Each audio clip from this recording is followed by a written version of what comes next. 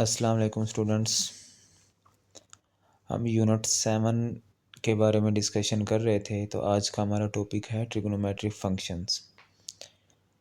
ये ख़ास तौर पे उन स्टूडेंट्स के लिए ये इम्पोर्टेंट टॉपिक है जो नेक्स्ट मैथ को कंटिन्यू करना चाहते हैं, मतलब मैट्रिक के बाद भी मैथ को कंटिन्यू करना चाहते हैं, आईसीएस करना चाहते हैं या एफएससी पर इंजीनियरिंग। तो वहाँ पे फर्स्ट ईयर में ट्रिग्नोमेट्री के 5 चैप्टर्स हैं। तो ये चीज़ें आपको, ये टॉपिक्स जो है वो वहाँ वहाँ पे आपको हेल्प आउट करेगा। और जो नेक्स्ट मैथ को कंटिन्यू नहीं करना चाहते तो उनके 3 शॉर्ट्स, फिर क्योंकि यहाँ से एक शॉर्ट भी पूछा जाता है आगे चल के 7.4 है। तो अगर वो इसको नहीं भी करना चाहते तो फिर 3 शॉर्ट्स उनके पूरे हो जाएंगे और नेक्स्ट फिर कोई डेफिनेशंस करके तो वो अपने 6 शॉर्ट पूरे कर सकते हैं बड़ी आसानी से। चलें देखते हैं अब ट्रिग्नोमेट्रिक फंक्शंस क्या हैं। ट्रिग्नोमेट्रिक फंक्शन 6 ट्रिग्नोमेट्रिक फंक्शन है, जैसे साइन, उसी का रेसिप्रोकल है कोसिकेंट, फिर कोस है वो है सीकेंट, और फिर टेन है तो वो है कोट, 1/कोट, मतलब ये एक दूसरे के रेसिप्रोकल हैं। तो ये हैं 6, मेन जो हैं वो 3 हैं और ये क्या है, इनके रेसिप्रोकल हैं। तो ये 6 ट्रिग्नोमेट्रिक फंक्शंस हैं आपके पास। चलें अब ज़रा देखें नेक्स्ट।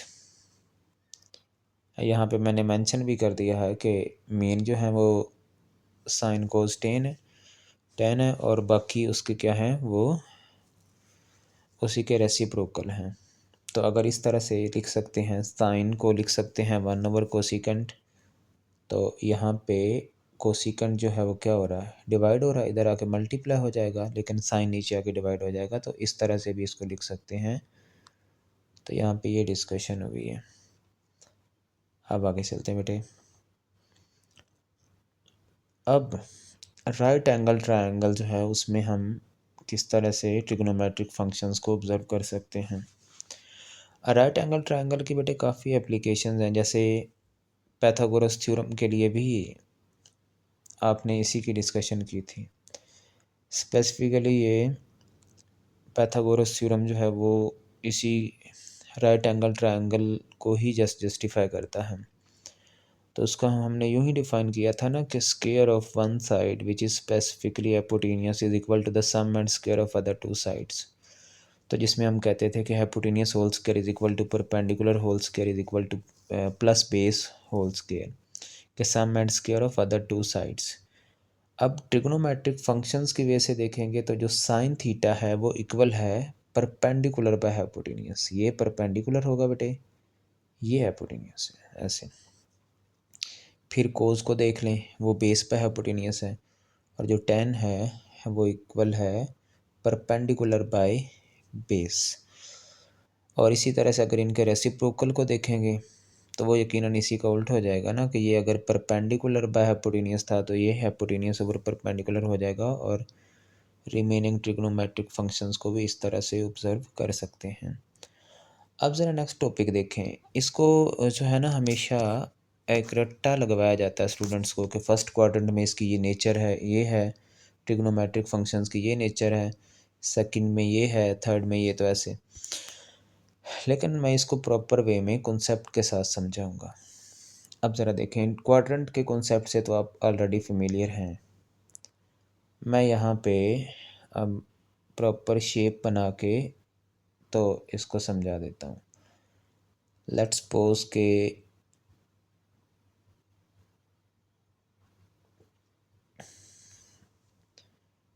यहाँ पे ज़रा गौर करें कि ये मेरे पास 4 क्वाड्रेंट्स हैं। एक सर्कल को मैंने 4 इक्वल पार्ट में डिस्ट्रीब्यूट कर दिया है। अब यहाँ पे मैं क्या डिस्कशन कर रहा हूँ, यहाँ पे बेटे हम ये करेंगे फर्स्ट क्वाड्रेंट जो है उसमें इसकी नेचर क्या है। ये फर्स्ट क्वाड्रेंट की यहाँ पे डिस्कशन हो रही है। तो फर्स्ट क्वाड्रेंट में ट्रिग्नोमेट्रिक फंक्शंस की नेचर क्या होगी, हमें ये देखना है। तो मैं यहाँ पे अगेन बना देता हूँ। ये देखिएगा, मैं एक राइट एंगल ट्रायंगल, क्योंकि स्पेसिफिकली जो राइट एंगल ट्रायंगल ही है वो ट्रिग्नोमेट्रिक फंक्शंस को डील करती है। तो ये देखें, ये मेरे पास आ गई बेटे राइट एंगल ट्रायंगल। मैंने कोशिश की है कि वो प्रॉपर वे में बने। तो यहाँ पे एंगल क्या बन रहा है, वो 90 का एंगल बन रहा है। अब इतना तो आप अब जानते हैं कि ये क्या है, ये एक्स एक्सिस है, यहाँ पे ये वाई एक्सिस है, ये नेगेटिव एक्स एक्सिस है, यहाँ पे अच्छा नहीं लिखा जाता बिल्कुल भी, ये नेगेटिव वाई एक्सिस है। तो ये मेरे पास एक राइट एंगल ट्रायंगल बेटे कुछ यूँ नहीं अपेयर हो रही। अगर आप ऑब्जर्व करें फर्स्ट क्वाड्रेंट में अपेयर हो रही है। तो जो इसकी बेस है वो बेटे अलोंग एक्स एक्सिस है, जो इसका परपेंडिकुलर है वो अलोंग वाई एक्सिस है। और रह गई बात इसकी एपोटेनियस की, तो हम क्या कहते हैं, रेडियस को कैसे डिफाइन करते हैं, distance from centre of the circle, ये सेंटर है ना, centre of the circle to any point on the circumference of the circle, के सर्कल के सेंटर से लेके उसकी सर्कल की बाउंड्री के किसी भी पॉइंट तक का डिस्टेंस, तो वो बेटे हमारे पास क्या हो जाता है, वो हो जाता है रेडियस। तो ये आप इस तरह से इस ट्रायंगल को यहाँ पे ऑब्जर्व कर सकते हैं। सो अब हम इसको नेक्स्ट देखते हैं।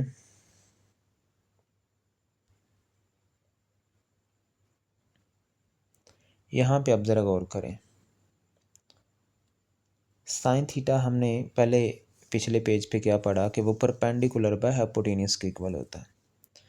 अब इसमें स्पेसिफिकली हमारा परपेंडिकुलर है क्या, ये परपेंडिकुलर है ना वाई। आप इस शेप के साथ इसको रिलेट करके देखें, वहाँ पे स्पेस कम थी, मैंने इधर भी दोबारा से बना दी है। यहाँ पे ये एक राइट एंगल ट्रायंगल बन रही है, तो वो बेटे वाई बाय आर है।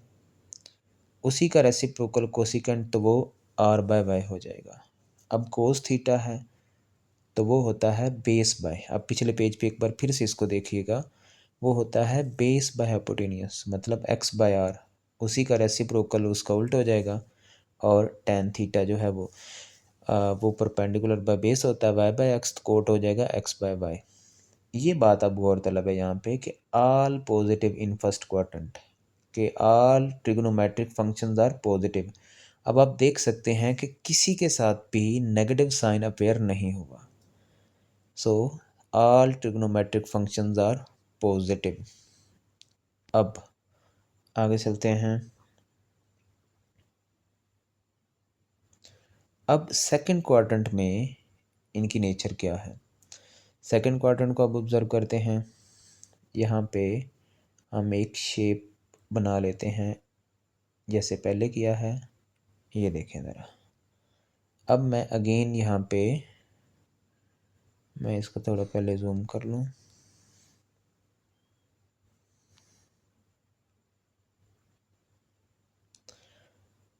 अगेन यहाँ पे हम क्वाड्रेंट्स बना लेते हैं ऐसे। अब चूंकि हम यहाँ पे डिस्कशन कर रहे हैं सेकंड क्वाड्रेंट की, तो अब मैं सेकंड क्वाड्रेंट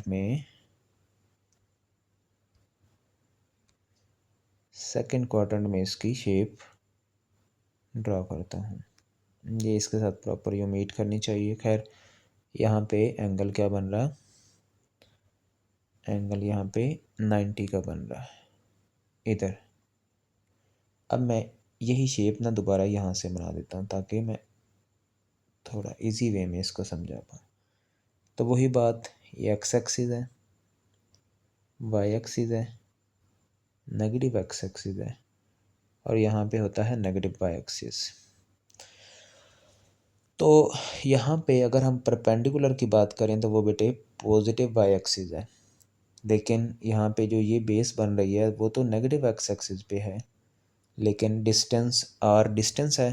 फिर वही बात, यहाँ पे distance from centre of the circle to any point on the circumference of the circle is called r. तो ये तो बेटे क्या होगा, ये इसका रेडियस ही होगा। सो अब अगेन हम वही ट्रिग्नोमेट्रिक फंक्शन जो हमारे 6 ट्रिग्नोमेट्रिक फंक्शंस हैं उनको ऑब्जर्व करते हैं। तो यहाँ पे आप ज़रा देखें, परपेंडिकुलर है वो क्या है, वो वाई बाय आर है। तो कोसिकेंट क्या हो जाएगा, आर बाय वाई हो जाएगा। तो इसको हमने कैलकुलेट किया। अब बेस हमारी यहाँ पे क्या है, ये बेस है। बेस यहाँ पे नेगेटिव है क्योंकि along negative Y X axis है, सॉरी नेगेटिव एक्स एक्सिस। तो इसलिए इसके साथ अब यहाँ पे आप देख सकते हैं कि नेगेटिव साइन आ चुका है। फिर नेक्स्ट अगर देखें टेन है तो उसके लिए भी क्या हो जाएगा, ये नेगेटिव साइन साथ में आ चुका है। उसी का रेसिप्रोकल भी ऐसे। तो इसका फिर क्लियर मतलब हुआ कि ओनली साइन एंड उसका जो रेसिप्रोकल है ना कोसिकेंट, वो पॉजिटिव हैं सेकंड क्वाड्रेंट में। बाकी रिमेनिंग 4 ट्रिग्नोमेट्रिक फंक्शंस क्या हैं, इसमें नेगेटिव हैं क्योंकि साथ में नेगेटिव साइन आ चुके हैं। यहाँ पे आप ऊपर देख सकते हैं। सो सेकंड क्वाड्रेंट में भी हमें ट्रिग्नोमेट्रिक फंक्शंस की नेचर का आइडिया हो चुका है। इसी तरह से अब थर्ड क्वाड्रेंट की अगर बात करें तो थर्ड क्वाड्रेंट में भी हम टर्म्स को ऑब्ज़र्व कर सकते हैं, इनको ऑब्ज़र्व कर सकते हैं। ये देखिएगा अब ज़रा, यहाँ पे भी मैं ट्रिग्नोमेट्रिक फंक्शंस को, उनकी नेचर्स को डिस्कस करता हूँ। अब मेरा थर्ड क्वाड्रेंट क्या है, वो तो ये है। क्वाड्रेंट के कॉन्सेप्ट से तो बेटे आप अच्छे से फेमिलियर हैं, पहले आपने 9 क्लास में ये पढ़ा था। तो यहाँ पे जो एंगल बन रहा है वो बेटे बन रहा है यकीनन 90 का बन रहा है ऐसे। यहाँ पे एंगल 90 का बन रहा है। सो अब आपकी शेप जो है वो कुछ ऐसी बन रही है। इसमें यकीनन ये आर है। वही बात, distance from centre of the circle to any point on the circumference of the circle. तो डिस्टेंस यहाँ पे क्या है, वो ये रेडियस है, मतलब ये आर है, ये आर है, ये वाई है और ये आपका क्या है, एक्स है। जैसे पहले हम डिस्कशन कर चुके हैं, ये एक्स है, यहाँ पे जो ये होगा ये वाई होगा, ये नेगेटिव एक्स एक्सिस है, यहाँ पे नेगेटिव वाई एक्सिस होता है। तो लेकिन यहाँ पे अब हमें देखना है कि थर्ड क्वाड्रेंट की बात हो रही है तो इसमें एक्स भी नेगेटिव होगा, वाई भी नेगेटिव होगा, लेकिन आर तो डिस्टेंस है, वो क्या होगा, हमेशा की तरह पॉजिटिव होगा। अब यहाँ पे भी हम ट्रिग्नोमेट्रिक फंक्शंस की नेचर को चेक करते हैं तो साइन भी नेगेटिव अपेयर हो चुका है, कोस भी नेगेटिव अपेयर हो चुका है, लेकिन जहाँ तक बात है टेन की, तो टेन को अब हम देख सकते हैं कि यहाँ पे वाई भी नेगेटिव, एक्स भी नेगेटिव, तो दोनों नेगेटिव नेगेटिव कैंसिल हो जाएंगे, यहाँ पे भी नेगेटिव से नेगेटिव कैंसिल हो जाएंगे। सो फिर टेन और उसका रेसिप्रोकल कोट जो है वो क्या हो जाएंगे, वो पॉजिटिव अपेयर हो जाएंगे। तो इसलिए जो थर्ड क्वाड्रेंट है हमारा, उसमें जो ट्रिग्नोमेट्रिक फंक्शंस की नेचर है, मतलब उसमें टेन और कोट जस्ट ये नेगेटिव, ये पॉजिटिव होते हैं। रिमेनिंग ट्रिग्नोमेट्रिक फंक्शंस क्या होते हैं, वो नेगेटिव होते हैं, मतलब टेन और कोट ही जस्ट इसमें पॉजिटिव होंगे। अब लास्टली यहाँ पे भी देख लेते हैं कि अगर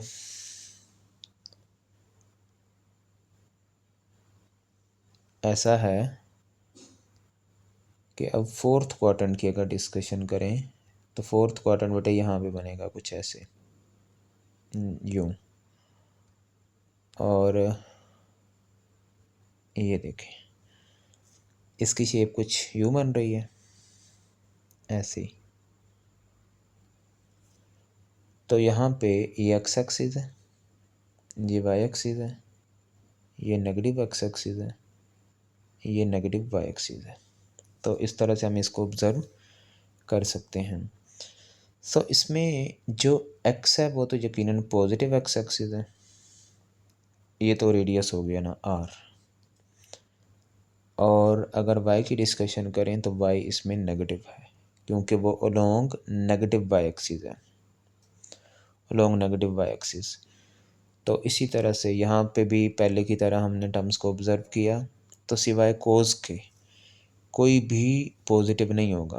तो हम ओनली, इसलिए हम लिख रहे हैं कि only cos and its reciprocals cos secant are positive in fourth quadrant. Remaining 4 trigonometric functions क्या होंगे, वो नेगेटिव होंगे। अब यहाँ पे मैंने ना कुछ एग्जांपल्स भी कोट किए हैं, बल्कि अब यहाँ पे कंक्लूजन की तरफ जाते हैं कि इसका मतलब फिर ये हुआ, यहाँ पे ज़रा गौर करें, यहाँ पे ये देखें ज़रा कि बेटे ये हमारा फर्स्ट क्वाड्रेंट है, ये फर्स्ट क्वाड्रेंट है, ये सेकंड है, ये थर्ड है, और ये क्या है, फोर्थ क्वाड्रेंट है। एक मिनट, ये हमारा फोर्थ क्वाड्रेंट है। तो जो फर्स्ट क्वाड्रेंट है उसमें तो सारे के सारे ट्रिग्नोमेट्रिक फंक्शंस पॉजिटिव थे, कोई भी नेगेटिव अपेयर नहीं हुआ था। लेकिन सेकंड में हमने, एक बार फिर आप इसको पीछे जाके देखिएगा, या बल्कि साथ साथ नोट करते रहें तो ज़्यादा बेहतर होगा, समझने में आसानी होगी, कि साइन और कोसिकेंट वो ग्रेटर देन ज़ीरो हैं, मतलब वो पॉजिटिव हैं। रिमेनिंग फोर ट्रिग्नोमेट्रिक फंक्शंस क्या हैं, वो नेगेटिव हैं। टैन और कोट पॉजिटिव थे क्योंकि वो नेगेटिव एक्स और नेगेटिव वाई, उनके साथ नेगेटिव साइन के साथ नेगेटिव कैंसिल हो गया था। और लास्टली यहाँ पे जस्ट क्या था, कोज और सीकेंड, ऐसे ये पॉजिटिव थे।